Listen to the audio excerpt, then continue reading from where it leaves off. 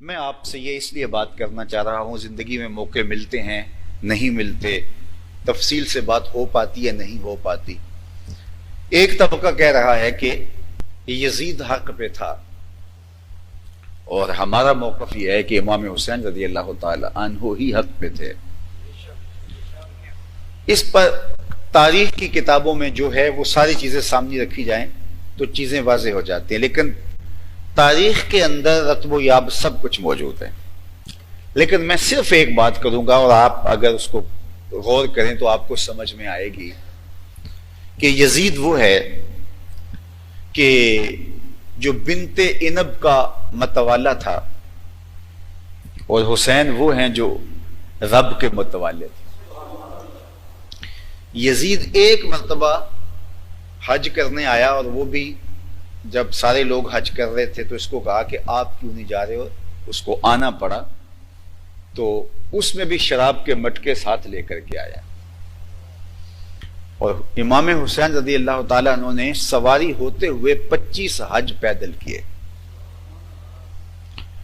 اللہ اکبر، روزے سے رہتے، نوافل ادا کرتے۔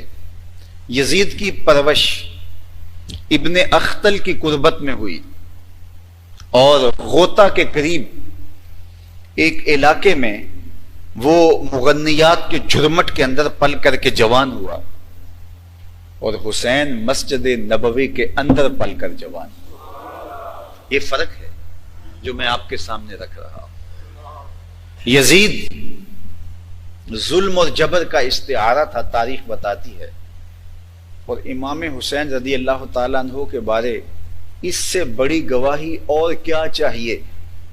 صحیح ترمذی میں یہ روایت موجود ہے، سنن ترمذی میں صحیح سند کے ساتھ، اور باقی کتب میں بھی، کہ حضور نے فرمایا حسن اور حسین جنتی جوانوں کے سردار ہیں۔ جنتی جوانوں کا سردار جسے بتایا گیا، عام جنتی بھی نہیں، جنتی جوانوں کے سردار بتائے گئے، تو حضور نے اتنا بڑا اعزاز ان کے لیے رکھا، اور آپ یزید کو اس سے افضل بتا رہے ہیں، اور یزید کو حق پہ اور ان کو باطل پہ قرار دے رہے ہیں۔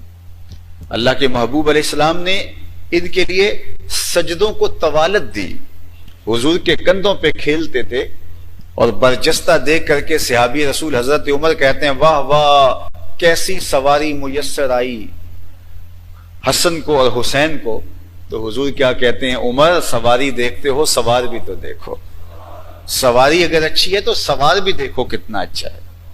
حضور چومتے، حضور نے اپنے لعاب کی گٹی ان کو عطا کی، پیدا ہوتے، نام خود رکھا، کان میں اذان خود دی، عقیقہ خود کیا، اور پھر حضور علیہ الصلوۃ والسلام اپنی آغوش میں بٹھاتے، حضور اپنے کندھوں پہ بٹھاتے، حضور کی پشت پہ بیٹھتے، اور حضور حجرہ فاطمہ کے قریب سے گزرتے، اور کبھی یہ بچے تھے، رونے کی آواز آتی تو حضور آواز دے کے فرماتے، حسین کو چپ کراؤ، تم جانتی نہیں لِأَنَّ بَقَاءَهُ يُؤْذِينِي، حسین کا رونا مجھے اذیت میں مبتلا کر دیتا ہے۔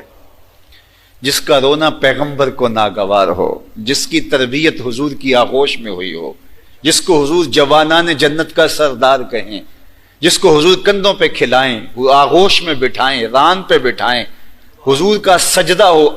حضرت عبداللہ بن شداد کہتے ہیں، حضور نماز پڑھا رہے تھے، سجدہ طویل ہو گیا، ہمیں لگا یا تو اللہ کا امر آ گیا ہے اور روح قبض ہو گئی، اور یا پھر وحی کا نزول ہو رہا ہے۔ کہتے ہیں میں نے کن انکھیوں سے دیکھا تو حضور کی پشت پہ حسین ابن علی بیٹھے ہوئے تھے، جن کے لیے سجدے کو طوالت دے دیں، اور حسین اور حسن وہ ہیں کہ حضور ان کے لیے خطبہ چھوڑ کے ان کو لینے کے لیے چلے جائیں۔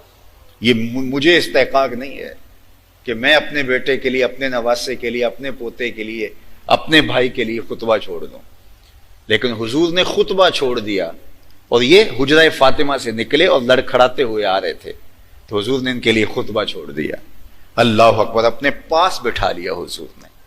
مجھے یہ بتاؤ کہ پیغمبر رحمت نے اتنا پروٹوکول دیا، اور ان کو اپنا بیٹا قرار دیا، ان کو اپنا بیٹا قرار دیا۔ ابنا یا یہ میرے بیٹے ہیں، اپنا بیٹا قرار دیا، جوانان جنت کا سردار قرار دیا، اور ریحانہ طایہ فی دنیا، دنیا میں اپنے پھول قرار دیا، تو اب میں تو یہ نہیں سوچ سکتا کہ جس کو حضور نے اتنے اعزازات سے نوازا ہو، اور حضور تو اپنی مرضی سے نہیں بولتے، وما ينطق عن الهوى ان هو الا وحی یوحی، کہا میرا محبوب اپنی مرضی سے نہیں بولتا، یہ وحی سے بولتا ہے۔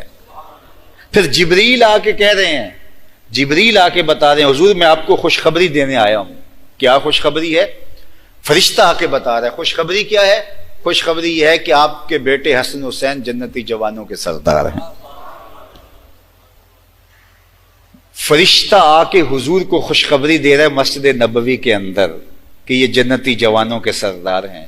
مولوی صاحب لکھتے ہیں کہ یہ باغی تھے۔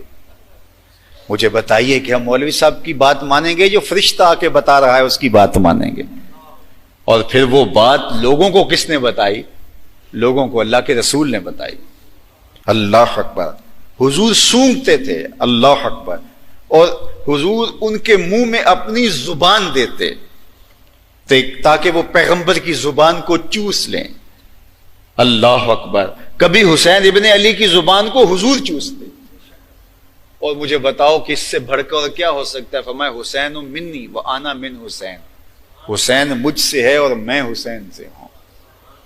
تو اللہ تعالیٰ نے حضرت امام حسین کے مرتبوں میں کمی نہیں رکھی، لیکن اگر کسی کی سمجھ میں نہ آئے تو ظاہر ہے گر نہ بینت بروز شپرائے چشم چشمہ آفتاب راچے گنا۔